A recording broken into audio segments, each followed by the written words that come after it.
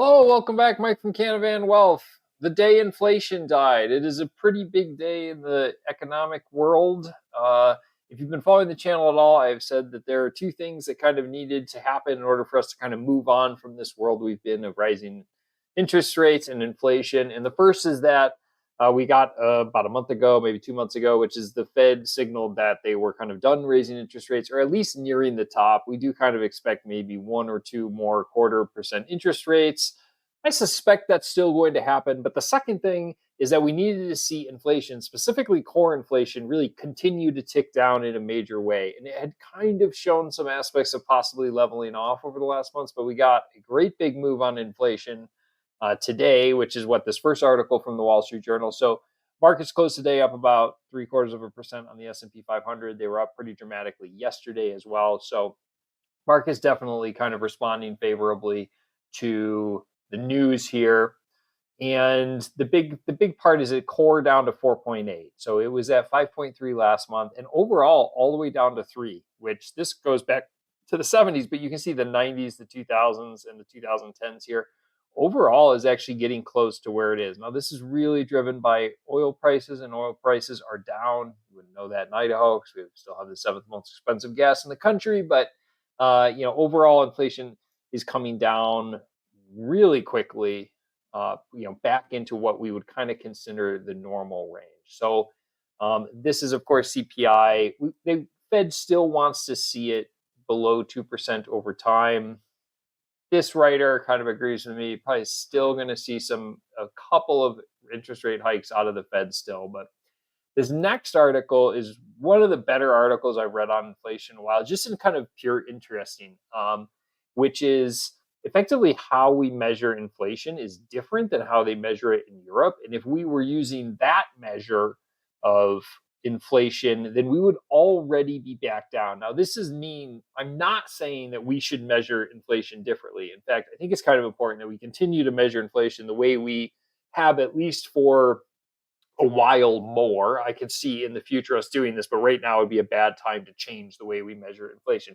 Because a lot of people doubt the government or whatnot. They say, certain facts are misleading or anything. Often when I talk to people about unemployment, people are very negative, say, well, nobody works anymore. Those numbers can't be right. They're just misleading us. And that, I kind of say, well, we've measured that the same way for a very long time, or at least we've understood why we've changed it. And no statistic is going to perfectly understand it, but as long as we continue to measure the thing in the same way, then at least there's some relevance to it, right? So it's important. For example, we would not want the Fed to all of a sudden start measuring inflation differently and then say, oh, see, the problem's over because we started measuring it differently. But the way they measure it differently is that in Europe, they don't use this idea of home ownership costs being reflected as what it would cost to rent the house or the home you live in, right? So in America, effectively, they associate your cost of home living, your living expenses as, well, your shelter expenses as what it would cost to rent your home, which is dramatically different than what many people pay, right? Certainly, many people have a mortgage, but not everyone's mortgage is on the full value of the home. And some people just have moved on beyond mortgages. They own their home. So it's not particularly effective. Europe does it differently. I'm not going to get into the exact nuances of it. But Europe's thing would put us substantially lower. Oh, they literally updated this in the last 2 hours. I've been recording this a couple of times because I'm working on some new ways to record. But look at that, down to 2.2 this month. It was at 3. Where is it right here? May is I can't get it to click on May, but May is 3. So down to 2.2 by the way the Europeans measure it. And at 4.8 in core, you see that big drop. See how that was kind of going to level out there and then it dropped back down? And the interesting thing is the spread here, right? We see this massive spread between core and core CPI and core HICP when, for the last 23 years, these have been pretty close. There's certainly some times like through here where they're very correlated through here, and then other times where they do kind of spread out.